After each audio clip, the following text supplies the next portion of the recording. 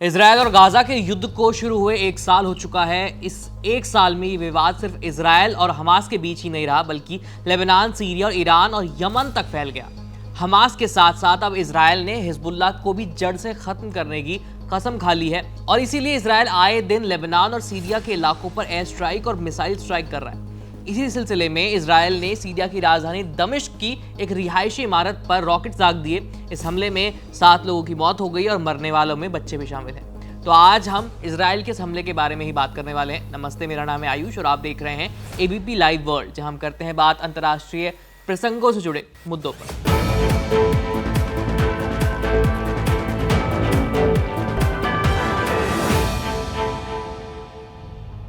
News agency Reuters में छपी खबर के मुताबिक इजरायल का दावा है कि उसने जिस इमारत को निशाना बनाया वहां ईरान के क्रांतिकारी गार्ड्स यानी रेवोल्यूशनरी गार्ड्स और हिजबुल्लाह के नेता अक्सर आते रहते हैं। वहीं सीरिया की सरकारी न्यूज एजेंसी के मुताबिक इजरायल ने दमिश्क के पश्चिम में स्थित मेजाह टाउन में एक रिहायशी इमारत को टारगेट किया है। यह हमला इजरायल की तरफ से किया गया। रिपोर्ट के मुताबिक इजरायल की तरफ से 3 रॉकेट्स दागे गए। सीरिया की समाचार एजेंसी ने यह भी बताया कि इजरायल के कई मिसाइलों को सीरिया की डिफेंस सिस्टम ने रोक दिया था और जो नहीं रोक पाए वो बिल्डिंग में जाके टकराए हैं।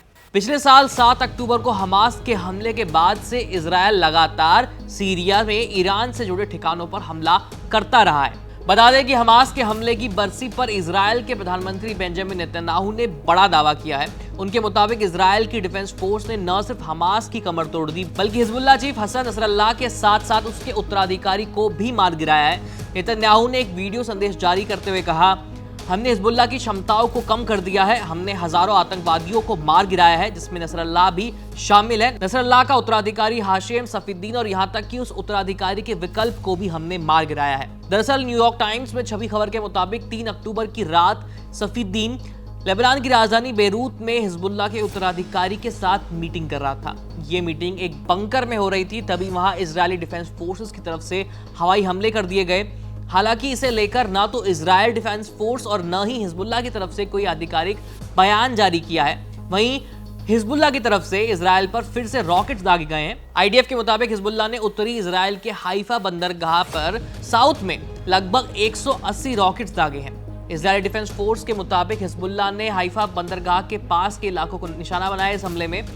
एसोसिएटेड प्रेस की रिपोर्ट के मुताबिक इजरायली सरकार ने नागरिकों को ज्यादा बाहर न निकलने की सलाह दी है। साथ ही उस इलाके के ज्यादातर स्कूलों को बंद कर दिया गया है। कुल मिलाकर ये कहा जा सकता है कि पिछले 1 साल में मिडिल ईस्ट में हालात और ज्यादा खराब हुए हैं और मौजूदा परिस्थिति को देखकर तो यही कहा जा सकता है कि मिडिल ईस्ट में जल्दी शांति की स्थापना नहीं होने वाली। खैर, खबर में इतना ही। देश और दुनिया की तमाम खबरें जानने के लिए देखते रहिए एबीपी लाइव। मेरा नाम है आयुष। धन्यवाद।